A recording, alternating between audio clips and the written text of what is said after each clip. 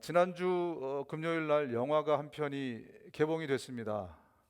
조커라는 영화인데 여러분 대부분은 기도와 말씀에 집중하시느라고 영화를 안 보시겠지만 아주 이번에 이 조커라는 영화가 좀 크게 화제가 됐습니다. 왜냐하면 베네치아 영화제에서 황금 사자상을 받았어요. 그래서 이번 주 금요일 날 이제 오픈을 했는데 LAPD가 난리가 났습니다. LA 지역에 경찰들이 웬만한 극장에 완전히 이렇게 다 둘러쌌어요.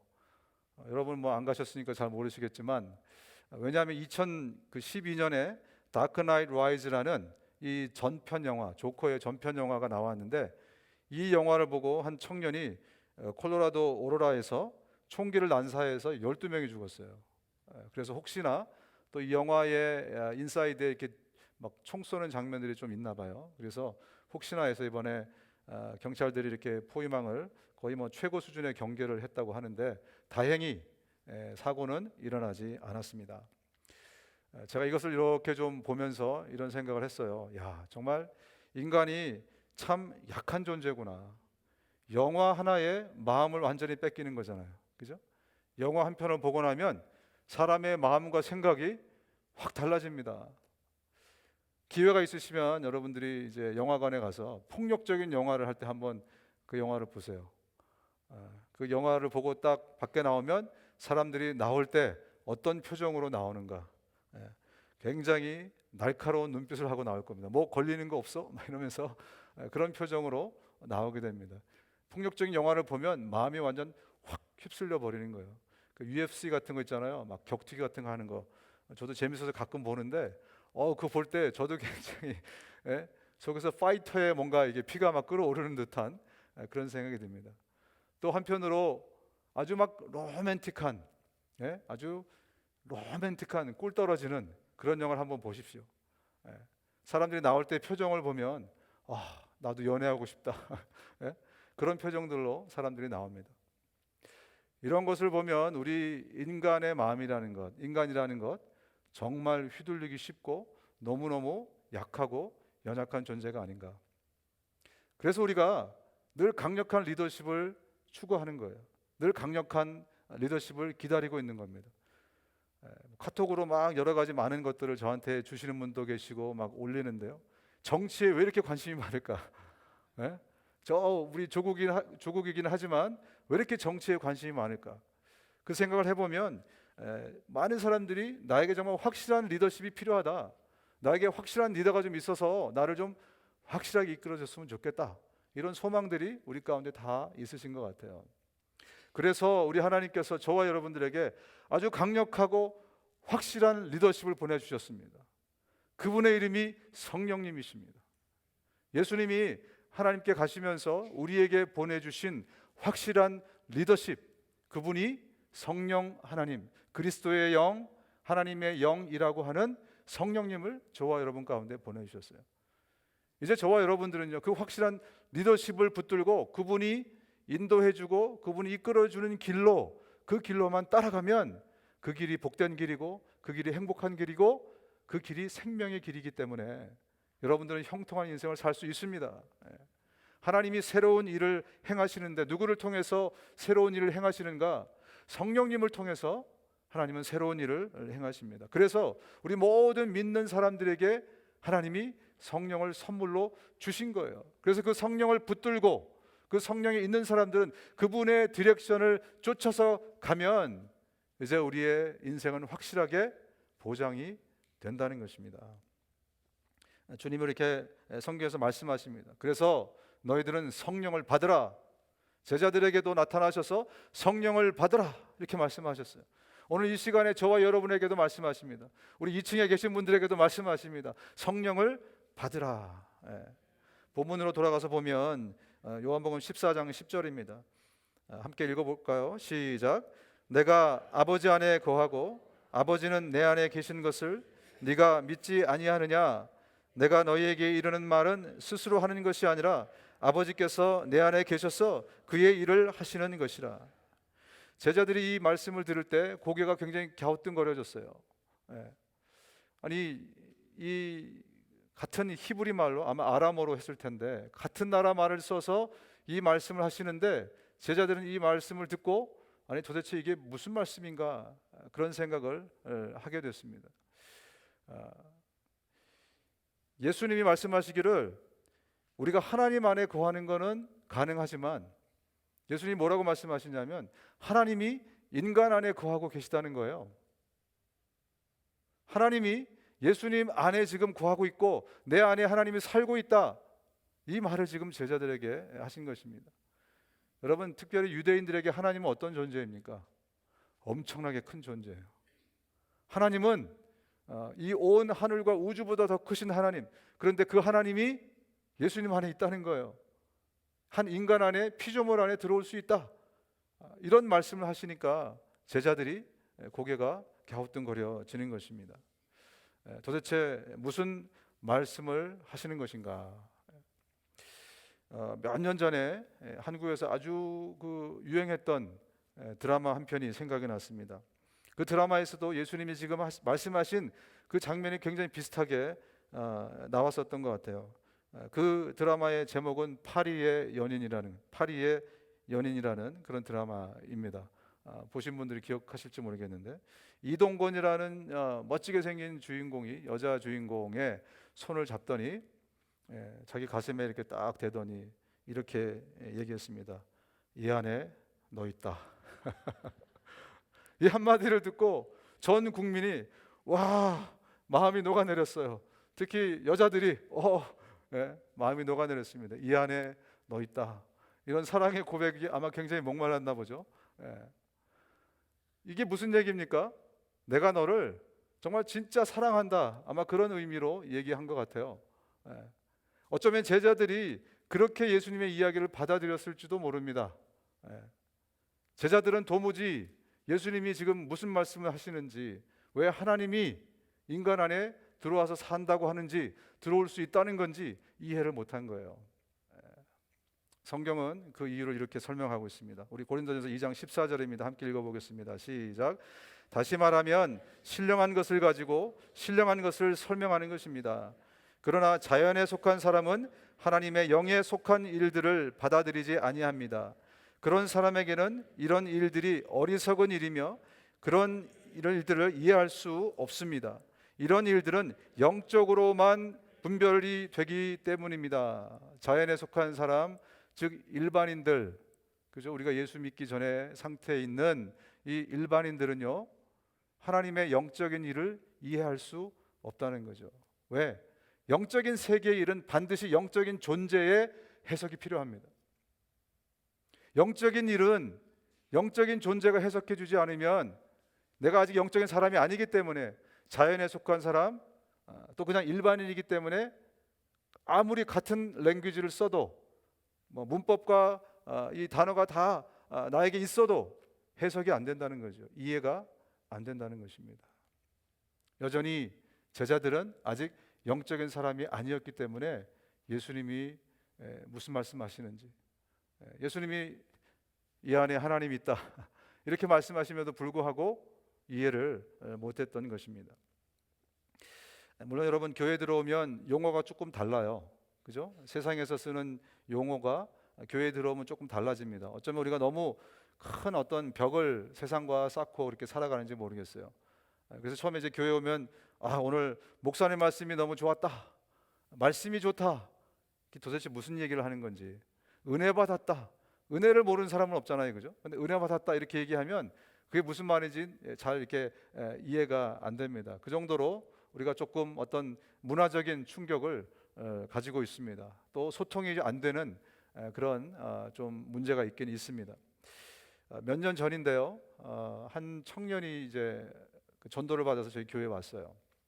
그래서 예배가 끝난 다음에 이 청년을 제가 라이드를 이제 줬습니다. 한인타운 어디로 좀 데려다 달라. 그래서 제가 타라 그러고 이제 태워서 가면서 어디에다가 데려다 줄까 그랬더니 저한테 목사님 카낙으로 데려다 주세요 이렇게 얘기를 했습니다.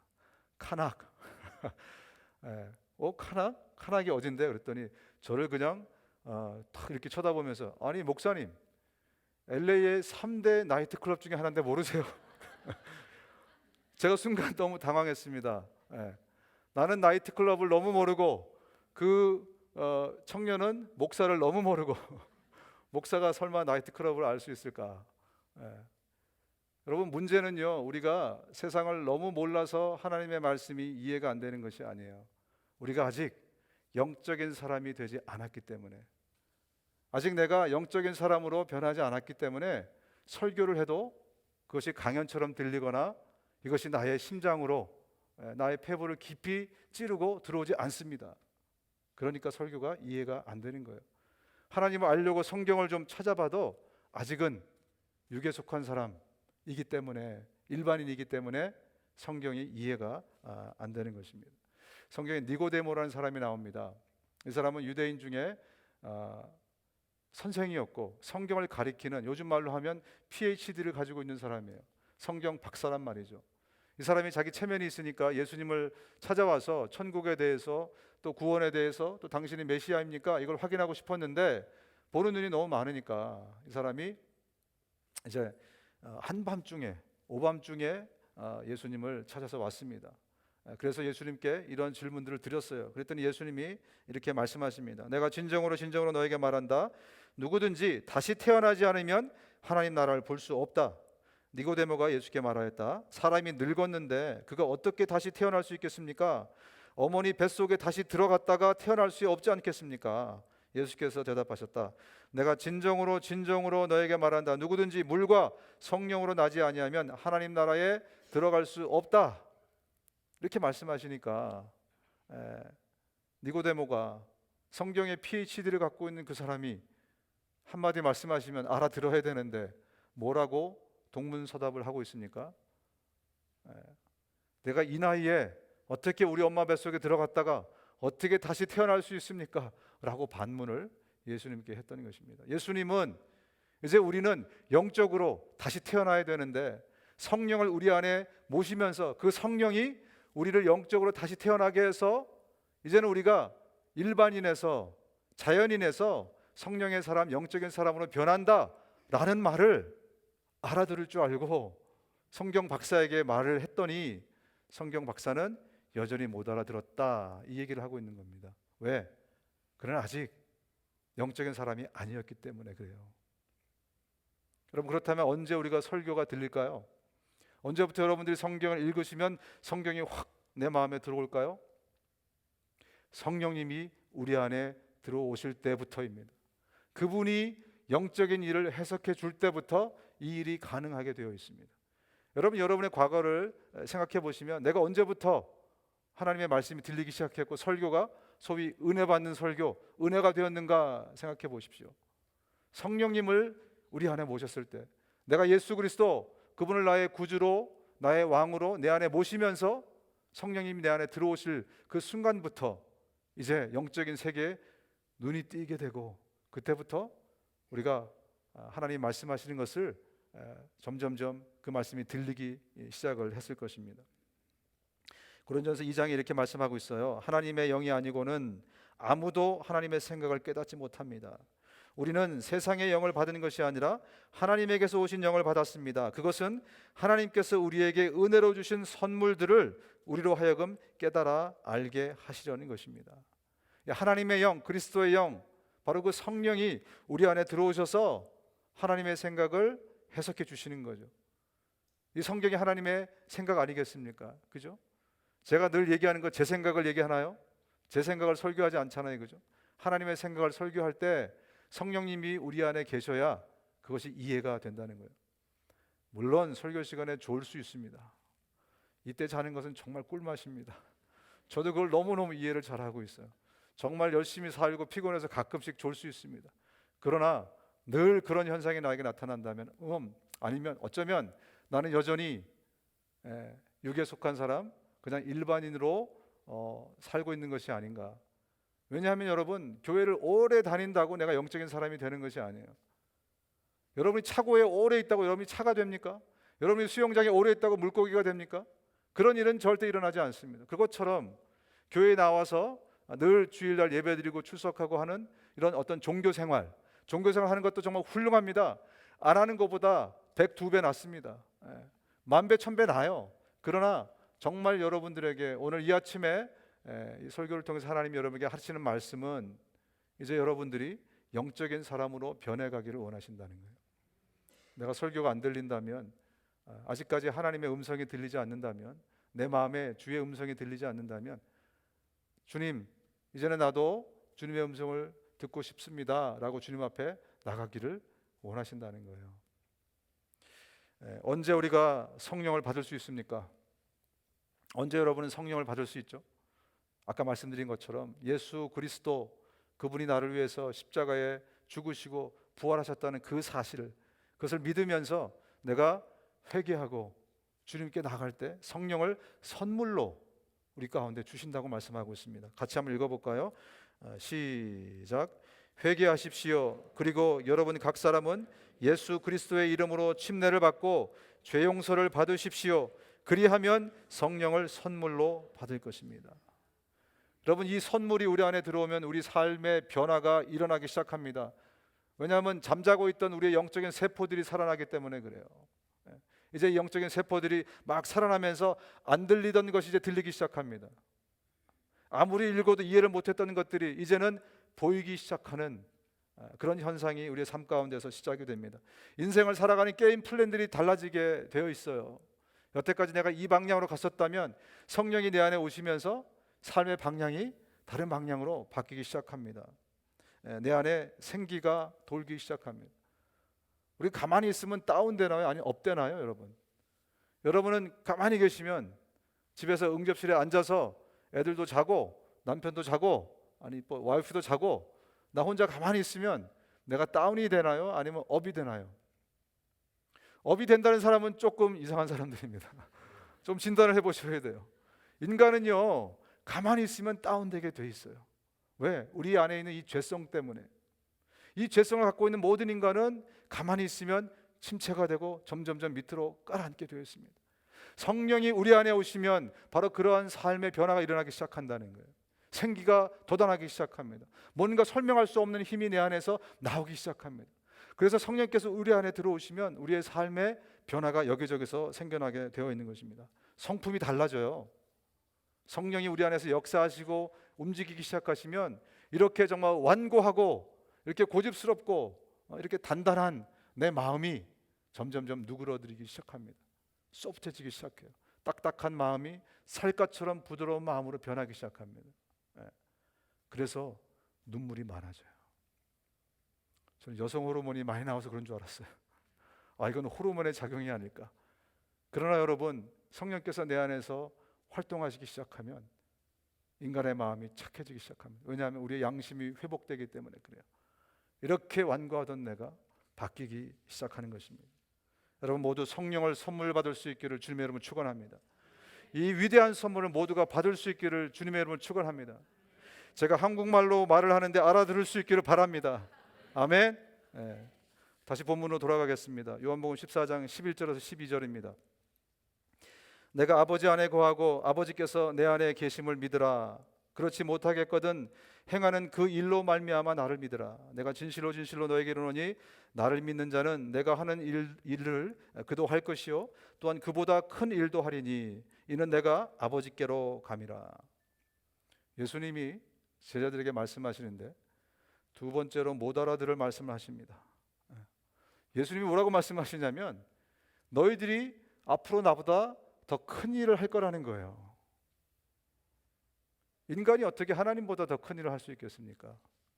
이제는 너희들이 나보다 내가 하는 일도 하고 나보다 더 큰 일도 할 것이다. 그랬더니 또 이쪽으로 갔던 고개가 또 이쪽으로 가기 시작했어요. 도대체 또 무슨 말씀을 하시는 건가? 어떻게 예수님보다 우리가 더 큰 일을 할 수 있다는 말인가? 저 역시 이 말씀을 읽으면서 늘 그게 궁금했어요. 도대체 무슨 의미인가? 우리를 격려하려고 하는 것인가? 야, 너 잘할 수 있어. 이런 어떤 치열하는 의미에서 그렇게 말씀하신 것인가? 도대체 어떤 의미로 우리가 하나님보다, 하나님 되신 예수님보다 더 큰 일을 할 수 있다고 말씀하시는 건가? 참 궁금했습니다. 여러분, 인간이 예수님보다 더 큰 일을 할 수 있는 한 가지 이유는 바로 성령님 때문이 그렇습니다. 우리 인간이 하나님만큼 하나님의 일을 할 수 있는 이유는 바로 성령님 때문입니다. 요한복음 12장에 이런 말씀이 있습니다. 나는 내 마음대로 말하는 것이 아니다. 나를 보내신 아버지께서 내가 무엇을 말해야 하고 또 무엇을 이야기해야 하는가를 친히 나에게 명령해 주셨다. 나는 그의 명령이 영생인 줄 안다. 그러므로 나는 무엇이든지 아버지께서 나에게 말씀하여 주신 대로 말할 뿐이다. 이게 무슨 말씀이냐면 예수님은 자기 마음대로 어떤 일을 한 적이 없으시다는 거예요. 그가 공생애를 시작한 이후부터 예수님은 모든 것을 하나님이 지시하는 대로만 따라갔다는 거예요. 심지어 말까지도. 누구를 만나야 되고 어디에 가야 되고 무엇을 해야 되고 모든 것은 다 성령님의 인도하심, 하나님의 영이신 성령님의 인도하심을 따라서 살아갔다는 거죠. 그렇기 때문에 예수님은 자기의 뜻과 의지대로 뭐 한 일이 없어요. 다 성령님 쫓아간 거예요. 이 말씀이 어떤 의미냐면 우리가 성령님을 쫓아서 살아가게 된다면, 예수님처럼 성령님을 쫓아 살아가게 된다면, 예수님도 성령님의 그 디렉션을, 그 명령을 따라간 것처럼 우리도 그분을 따라가게 된다면 언젠가는 예수님보다 더 큰 일을 주님이 맡기실 것이다. 그 말씀을 하고 있는 거예요.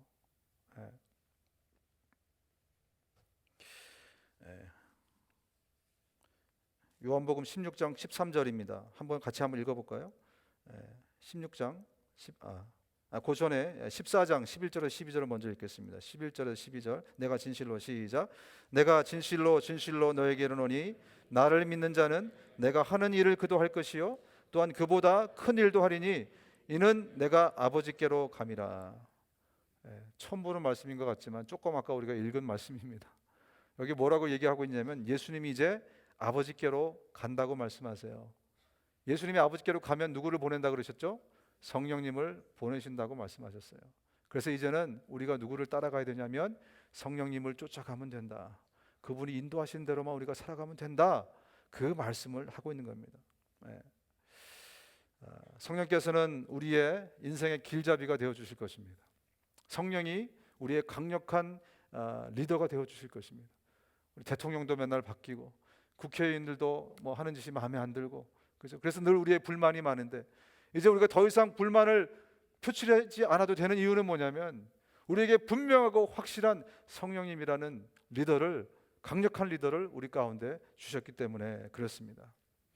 지난주에 여러분들에게 말씀드린 대로 여러분, 믿음이라는 것은요 성숙할수록 우리의 기대와는 반대로 삶이 독립적이 되지 않습니다. 세상에는 자꾸 독립하라, 홀로서기 하라, 그것을 굉장한 어떤 벌추로 우리한테 얘기를 하고 있지 않습니까? 그런데 믿음이 성숙하면 성숙할수록 우리는 점점점 더 하나님 디펜드하는, 하나님 의존적인 그런 삶을 우리가 살게 되는 것을 경험하게 됩니다. 그래서 영적으로 홀로서기는 미련한 짓입니다. 영적으로 홀로서기는 교만입니다. 어리석은 짓입니다. 그래서 누가 더 하나님을 의존하고 살아가느냐, 우리의 신앙생활의 승패는 거기에 달렸다는 것입니다. 그러나 그분 곧 진리의 영이 오시면 그가 너희를 모든 진리 가운데로 인도하실 것이다. 그는 자기 마음대로 말씀하시지 않으시고 듣는 것만 일러주실 것이요 앞으로 올 일들을 너희에게 알려주실 것이다. 진리의 영, 성령을 얘기하고 있어요. 성령이 오시면 우리를 진리 가운데로 늘 인도하는 그런 우리의 삶의 길라잡이가 될 것이다 라고 말씀을 하고 있는 것입니다. 제가 몇 년 전의 일인데 친한 목사님 가정의 얘기를 듣고 참 그렇구나라는 생각을 한 적이 있습니다. 가족끼리 이제 이 목사님이 가족을 다 태우고 저 해변에 무슨 축제가 있어가지고 오랜만에 이제 바람을 쐬러 데리고 이제 가셨어요. 갔는데 갔다 오는데 한 4시간이 걸렸대요. 가는데 1시간, 오는데 1시간. 2시간은 축제를 봤냐, 재밌었냐 그랬더니 축제를 못 봤답니다. 왜 가서 축제를 못 봤냐 그랬더니 근처까지 갔는데 입구를 못 찾아가지고 우리 아빠가 계속 돌았다는 거. 2시간을 의지의 한국인 아닙니까? 그럼 제가 물어봤어요. 가스스테이션 같은 게 없었냐 했더니 있었다는 거예요. 그럼 네 아버지는 왜 가서 안 물어봤냐 했더니 글쎄요. 여러분, 남자들이 이래요. 남자들이 얼마나 이게 독립적이냐면 누구한테 물어보고 누구한테 신세지고 이건 정말 끔찍하게 싫어합니다. 웃는 남자들은 다 자기 얘기하는 줄 알고 지금 찔려서 그러는 거예요. 저도 마찬가지였습니다. 저도 어디 가서 나 할 수 있어, 내가 할 수 있어 물어보면 되는데, 그래서 20분, 그래서 30분 돌고. 예. 우리 여성 여러분, 남성들이 그렇게 하는 것은요, 고집이 세서 그런 게 아닙니다. 자존심 때문에 그런 겁니다. 자존심, 거기 하나 목숨 거는 게 우리 남자들이에요. 그래서 내가 누구한테 물어보고 모르면 의존하고 하면 되는데, 그 자존심이 뭐라고, 그거 지키려고 절대로 얘기하지 않아요. 예수 믿고 많이 변화됐습니다. 저도 예수 믿고 많이, 아직도 멀었지만 예수 믿고 많이 변화됐어요. 여러분, 영적으로는요, 내 자존심을 지키는 것은 어리석은 짓입니다. 믿음 생활에서, 신앙 생활에서. 아마 그래서 우리 여자분들이 훨씬 더 신앙이 좋고 또 교회에 많은 것 같아요, 남자들보다는. 하나님이 말씀하시면, 성령님이 이끌어 주시면 아멘, 그리고 가야 되는데 고집을 피우는 거죠. 내가 해보겠습니다, 내 길로 가보겠습니다. 가스스테이션이 저기 있는데 안 물어봐요. 그러니까 2시간을 3시간을 헤매게 돼 있는 거예요. 이것이 정말 놀라운 영적인 이치라는 것을 제가 한국말로 할 때 알아들을 수 있기를 주님의 이름으로 축원합니다. 여러분, 성경에 보면 바울만큼 참 도전적인 사람이 없어요. 자기 주도적인 삶을 사는 사람이 없습니다. 얼마나 고집이 세고, 그죠? 얼마나 자기 의가 강하고, 그랬던 사람이 성령님을 자기 안에 모시면서 인생 플랜이, 게임 플랜이 완전히 달라졌습니다. 좀 긴 말이니까 같이 좀 읽읍시다. 우리 사도행전 16장 6절에서 10절입니다. 시작. 그들은 부르기아와 갈라디아 지방을 지나 이른 후에 비두니아로 가려고 하였으나 성령님이 그것을 허락하시지 않았다. 그래서 그들은 무시아를 지나 드로아로 내려갔다. 그날 밤 바울이 환상을 보았는데 어떤 마게도니아 사람이 서서 그에게 마게도니아로 건너와 우리를 도와주십시오 하고 간청하였다. 바울이 그 환상을 본 후에 우리는 하나님이 마게도니아 사람들에게 기쁜 소식을 전하라고 우리를 부르신 것으로 판단하고 곧 떠날 준비를 하였다. 무슨 얘기를 하고 있냐면, 바울이, 그 고집센 사람이 이제는 자기 주도적으로 하는 일이 없다는 거예요. 하나님이 성령을 통해서 보여주시는 대로, 이끌어 주시는 대로 가라 하면 가고 서라 하면 서는 그런 삶을 살게 되었다. 그 얘기를 이 구절을 통해서 하고 있는 것입니다. 예수님처럼 그런 삶을 살았다는 거죠. 성경을 잘 보시면 진짜 바울의 삶을 보면 예수님보다 더 많은 일을 하세요. 예수님은 겨우 3년 일을 하셨지만 바울은 그냥 라이프타임을 다 정말 주를 위해서 이리 뛰고 저리 뛰고, 그죠? 그런 것을 보면 예수님의 말씀이 맞습니다. 우리 한국말에 이런 말이 있잖아요. 뛰는 놈 위에 나는 놈이 있다. 그 위에는 어떤 놈이 있을까요? 엎혀 나르는 놈이 있죠, 그죠? 뛰는 놈, 나는 놈, 그 위에 엎혀 나는 놈. 여러분, 우리 그리스도인들은 어떤 놈일까요? 우리 그리스도인들은 엎혀 나는 놈들입니다. 내 힘으로 사는 사람들이 아니에요. 내가 믿음을 가지고 성령을 내 안에 받아들이면 성령에 의존해서 성령의 힘으로 살아가는 사람들이에요. 우리 교회의 사역과 모든 일들도요, 인간의 힘으로 하면 한계가 있습니다. 우리가 부지런히 하지만 그 에너지를 어디에 쏟냐면 일 자체보다는 우리 하나님을 의지하는 데 쓰는 겁니다. 그래서 기도하는 거예요. 그래서 열심히 말씀을 묵상하는 겁니다. 그래서 성령께서 성령의 바람을 부르셔서 그 일들이 진행될 수 있도록, 그래야 하나님의 방향으로 가게 되어 있습니다. 하나님의 타이밍을 정하시고 하나님의 것을 하시고. 그래서 우리는 자꾸 어떤 노력을 해야 되냐면 내 의를, 내 생각을, 내 계획을 꺾고 내려놓는 그 훈련을, 그 일을 열심히 해야 되는 것입니다. 술 취하지 말라, 이는 방탕한 것이니 오직 성령의 충만함을 받으라. 술 취해 보셨죠? 저도 술에 취해 봤는데요, 술에 취하면 술의 지배를 받는 거예요. 그죠? 내 혀도 내 의지대로 움직여지지 않잖아요. 그죠? 나는 앞으로 걸어가고 싶은데 맘대로 됩니까? 술이 나를 지배해서 삐뚤빼뚤 가게 되어 있습니다. 그래서 술에 취해 사는 사람들의 인생이 삐뚤빼뚤한 거예요, 이렇게. 지금 이 말씀이 무슨 의미로 말씀을 하고 있냐면, 술에 취하듯이 우리는 성령에 취해서 살아가야 된다. 좀 고급스러운 단어를 쓰자면 성령에 충만하라. 한번 따라합시다. 성령에 충만하라. 성령에 취하라. 같은 말이에요. 술에 취해서 술의 지배를 받듯이 우리 그리스도인의 삶은 성령에 취해서 성령의 지배받으면서 살아가라는 겁니다. 왜 그런지 아십니까? 들 취하면요, 내가 성령을 데리고 다녀요. 내가 성령을 끌고 다닙니다. 우리가 성령을 내 안에 모셨다고 해서 그 성령이 나를 지배해 나가는 게 아닙니다. 성령에 내가 취할 때, 그래서 성령이 나를 통치할 수 있을 때, 지배할 수 있을 때, 그때 내가 성령을 쫓아서 갈 수 있게 되는 거예요. 그래서 성경에 그렇게 많이 강조하는 겁니다. 성령에 충만하라. 여러분 성령에 충만하십시오. 성령의 충만함을 받으십시오. 술에 취하지 말고 성령에 취하십시오. 성령 우리 안에 모셨다면 저와 여러분들이 이제 해야 될 일은 뭐냐면 성령이 내 안에서 fully 충만하게 임재할 수 있도록, 아니면 우리 야생마 같아서 내가 성령을 끌고 다녀요. 그래서 성령에 충만하라는 것을 그렇게 성경이 강조하고 있는 것입니다. 그래서 우리가 새벽에 나오잖아요. 그래서 우리가 저녁마다 또 마실 기도 또 나오잖아요. 중간중간에 또 우리가 또 막 성경을 묵상하고 큐티하고 또 기도하고. 주중에 보시면 여러분, 제가 요즘 하루 종일 거의 교회에 있는데 막 교회에 계속 이렇게 복닥복닥 하니까 참 좋아요. 어떨 때는 큐티 모임으로 오시고 성경 통독으로 오시고 또 커피를 또 브레이크 하러 오시고 여러 가지 모임들, 얼마나 정말 하나님이 기뻐하실까. 저녁에는 또 우리 마실 기도하러 또 오시고, 또 중간중간에 또 앉으셔서 성경 책장 넘어가는 소리, 하나님이 기뻐하시는 이 소리 들리세요? 성경책 넘어가는 소리. 하나님의 말씀을 묵상하고. 왜 이렇게 하는가? 하나님의 영이 내 안에서 충만해지실 수 있도록. 그래서 인간적인 생각이 다 나가고, 내 안에 있는 거짓된 것, 찌꺼기들이 다 나가고, 하나님이 나를 채우실 때 내가 그분의 인도함을 받으며 살아갈 수 있다는 것입니다. 성령은 한 번 받는 것이지만 성령의 충만은 계속해서 받는 것입니다. 이것을 꼭 기억했으면 좋겠습니다.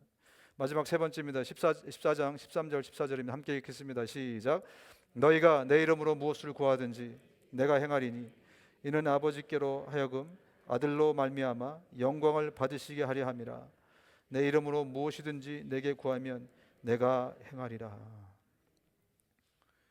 여러분 아멘 하셨는데, 제자들은 이 말씀을 듣고 또 고개를 갸우뚱거립니다. 도대체 예수님의 이름으로 기도만 하면 다 응답된다고요? 예수님의 이름으로 기도만 하면 여러분 다 응답 받으셨습니까? 고개를 끄덕이시는 분도 계시네. 부럽습니다. 우리 기도를 많이 하는데 그 기도가 다 응답이 되었는가? 예수님 어떤 자신감을 가지고 이렇게 말씀하셨는가? 내 이름으로 앞으로 기도해라. 그러면 네 기도가 다 100% 응답될 거야. 그 말씀을 지금 하신 거잖아요. 그죠? 그러니까 이 말씀을 듣고 우리가 고민이 생겨나기 시작합니다. 아니 했는데 응답 못 받은 게 더 많은데, 이런 생각들이 되는 거죠. 아니 무슨 알라딘의 지니도 아니고 도깨비 방망이도 아니고 어떻게 예수의 이름을 가지고 기도하면 기도가 다 응답이 되는가? 무엇을 근거로 그렇게 말씀을 하셨을까? 그렇습니다. 예수님이 말씀하신 이유는 자신의 경험을 근거로 말씀하신 것입니다. 예수님은요, 이름하여 The Man of Prayer, 그는 기도하는 분이었어요. 아침에, 새벽에, 점심에, 밤에. 예수님은 보시면, 복음서를 보시면 그는 늘 기도하셨던 분이에요. 하나님이신 그가 왜 이렇게 열심히 기도하셨을까? 하여튼 그는 열심히 기도하셨습니다. 여러분 예수님의 기도가 몇 %나 응답이 되었을까요? 궁금하지 않습니까? 그렇게 많이 기도하셨는데 저는 100%라고 봅니다. 왜? 오늘 이 본문에서 언급하는 것처럼 그는 하나님의 영광을 위해서 기도했기 때문에 그래요. 우리하고 다른 이유는 뭐냐면, 우리의 기도가 그렇게 많이 응답되지 못하는 이유는 내 기도가 과연 하나님의 영광을 위한 것인가, 아니면 그것을 핑계 삼아 기도하고 있는 것인가. 하나님 나에게 이 사업에 대박을 치면 내가 교회를 3개 짓겠습니다. 그 기도를 많이 하시고 계신데 과연 정말 하나님의 영광을 위한 순수한 예수님 같은 그러한 마음을 가지고 기도하시는 것인가? 어떻습니까? 많은 경우에 핑계이지 않습니까? 그걸 걸어가지고 복받고 싶은 우리의 마음들. 여러분 성령께서는 이런 분이십니다. 우리가 어떻게 기도해야 할지도 알지 못하지만 성령께서 친히 이루 다 말할 수 없는 탄식으로 우리를 대신하여 간구하여 주십니다. 성령께서 우리의 기도도 도와주십니다. 성령이 우리를 위해서 기도해 주십니다. 우리의 기도 역시, 우리의 삶 역시 하나님의 영광을 구하는 삶이 될 수 있도록, 성령이 우리를 이끄시는 길은요, 하나님께 영광이 되는 길입니다. 주님의 길이 그래서 정확한 길이고요, 성령께서 인도하는 길이 그래서 축복된 길이고, 그 길이 생명의 길이라는 것입니다. 그래서 우리는 늘 성령에 의존하고 살아가야 돼요. 성령에 충만해서 내 것이 나올 때마다 성령의 충만함이 그것들을 눌러버리고 하나님의 뜻이 내 삶에서 펼쳐지고 보여줄 수 있도록. 여러분, 그래서 이번 한 주간도 우리의 목표는 성령에 취해서 살아가는 것입니다. 아멘. 성령에 충만해서 이 한 주간을 살아가는 것입니다. 모든 면에서 우리의 인도자 되신 그분을 쫓아가려면 우리가 하나님의 영으로 충만해야 됩니다. 우리 함께 눈을 감고 기도하시겠습니다.